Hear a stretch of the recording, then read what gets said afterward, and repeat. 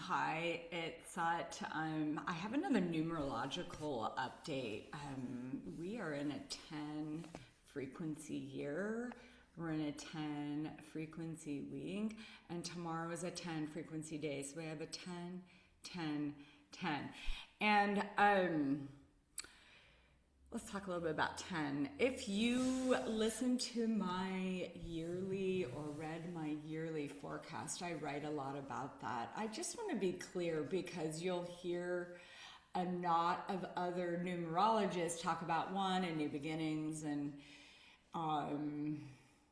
the 10 is actually different than a 1. It's actually has its own set of characteristics.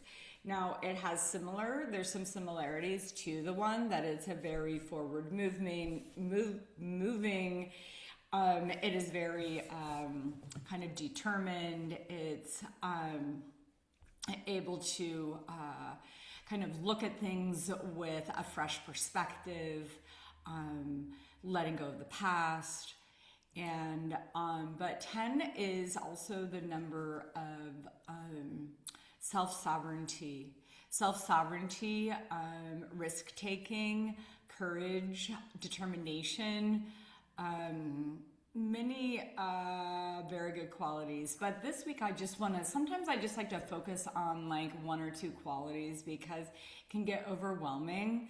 And as the energy is coming through, like we're still in a 9 frequency. So I don't know if some of you felt, and I shared a little bit on the video last week, like it was kind of a big eclipse clearing of some, wounds, pains, betrayals of the past.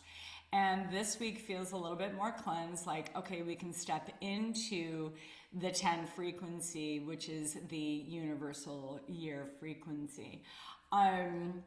So I am doing a breath work tomorrow morning on Insight Timer, and I will put the link below. It's free. It's like a 30-minute block of time in the morning, but also it's really only about 20 minutes of, once everyone's in and we kind of do the thing. It's about 20 minutes of like intentional breathing, and then a few minutes of just integrating, and we're good and we're done. But it really is about slowing down. Now, the 10 energy and this new frequencies that came on the planet with this eclipse is like literally is pushing us forward. And in some ways we don't really totally have to do anything, which is not entirely true. Let me specify that we do have to do the footwork, but the energy is here. It's more like we just need to step into it. And that takes a certain level of confidence, a number 10 characteristic, confidence and knowing, trusting in the vision that you have set out for yourself. Now, if you don't have a vision, that's okay. Maybe it will come. Maybe it will come. I don't mean to say that. That sounds like, I don't know. But it doesn't sound good. I didn't mean to say it. Okay, can we scratch that from the record? But I meant to say if your vision isn't here right now, that is no problem, because it is a very confusing time. So much energy is getting pushed out, pulled. So much energy is coming at you, and to discern and kind of decipher the truth and your truth is its own job. It feels like it's like its own full-time job. So anyway, those of you lucky enough to be like, I'm clear, I have courage, and I need to hold my self-sovereignty, this is the week to kind of really, I want to say solidify that, and we're going to take courage to make some steps toward it.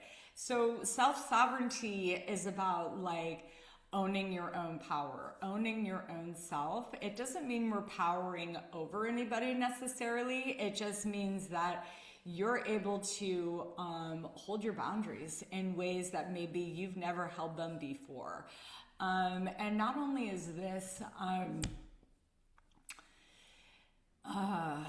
not only is this not, it's like not only is this like needed for yourself and your own energy and self-protection, but it's also what others need, meaning we're getting really clear on what you can do for others and things outside of yourself, and actually what you cannot.